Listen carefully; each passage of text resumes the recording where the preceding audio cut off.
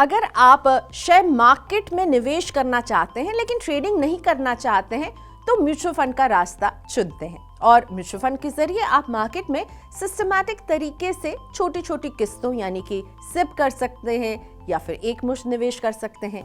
लेकिन आपको अगर शेयरों में ही निवेश करना है और शेयर मार्केट में खुद स्टॉक्स को खरीदने बेचने से बचना है तो पोर्टफोलियो मैनेजमेंट सर्विस यानी पीएमएस के तहत निवेश किया जा सकता है। म्यूचुअल फंड में तो आप इक्विटी में निवेश करने वाले म्यूचुअल फंड की स्कीम्स में निवेश करते हैं और पोर्टफोलियो मैनेजमेंट सर्विस में आप एक कस्टमाइज्ड शेयर्स के पोर्टफोलियो में निवेश करते हैं। पीएमएस में प्रोफेशनल मनी मैनेजर आपके गोल और टारगेट के हिसाब से आपके लिए एक स्पेसिफिक पोर्टफोलियो बनाते हैं। इसमें निवेश करने के लिए एक निवेशक के पास कम से कम 50 लाख रुपए होने चाहिए, यानी मिनिमम निवेश का टिकट साइज 50 लाख रुपए होता है।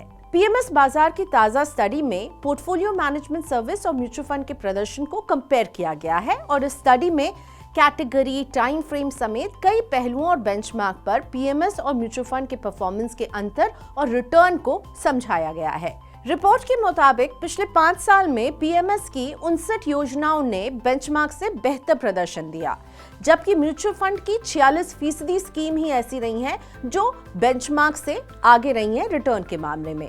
3 साल और 10 साल की अवधि के निवेश में भी यही ट्रेंड देखने को मिला।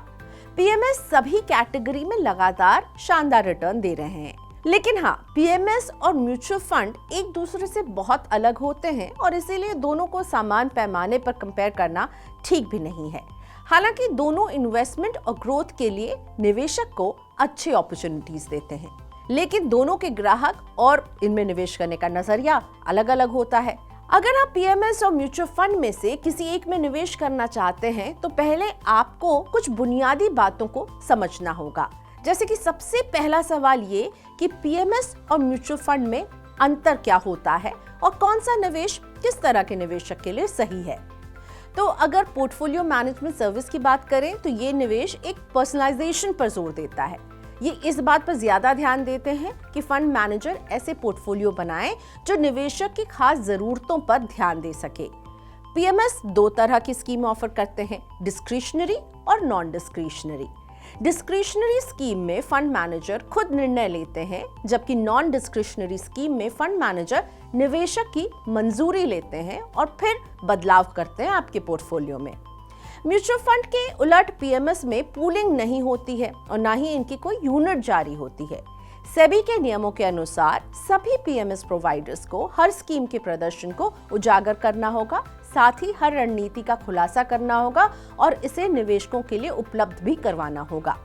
इसके अलावा इससे जुड़े बेंचमार्क से तुलना करके निवेशक को हमेशा इन्फॉर्म्ड रखना होगा। निवेश करने से पहले आपको इस बारे में पूरी जानकारी होनी चाहिए। पीएमएस में एक स्ट्रैटेजी जो म्यूचुअल फंड स्कीम के समान होती है। पीएमएस केवल मॉडल पोर्टफोलियो जारी करते हैं, इसे एक स्कीम या योजना के बजाय एक रणनीति के अनुरूप निवेश करना होता है।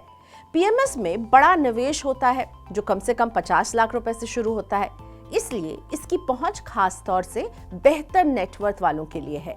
दूसरी तरफ म्यूचुअल फंड स्टॉक और बॉन्ड खरीदने के लिए निवेशकों से हासिल पैसों का एक पेशेवर रूप से मैनेज्ड पूल तैयार करते हैं। एक निवेशक महज 100 रुपए से भी म्यूचुअल फंड में निवेश कर सकता है।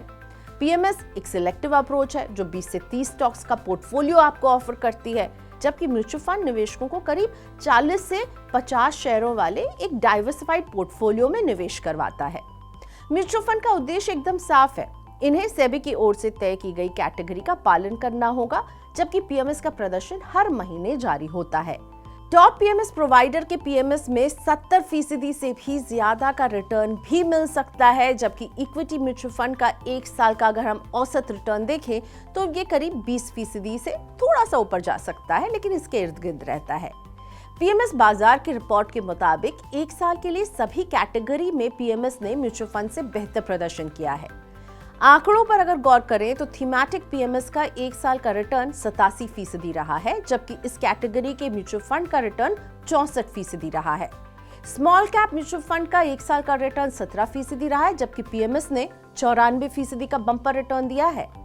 लैडर अप वेल्थ मैनेजमेंट के एमडी राघवेंद्र नाथ कहते हैं कि जब आप कम से कम 50 लाख रुपए निवेश के लिए तैयार हों तो आप पीएमएस में निवेश के लिए सोच सकते हैं।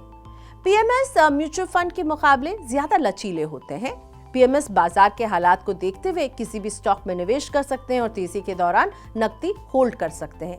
अगर कमाई पर टैक्स की बात करें तो म्यूचुअल फंड्स पीएमएस के मुकाबले बेहतर साबित होते हैं।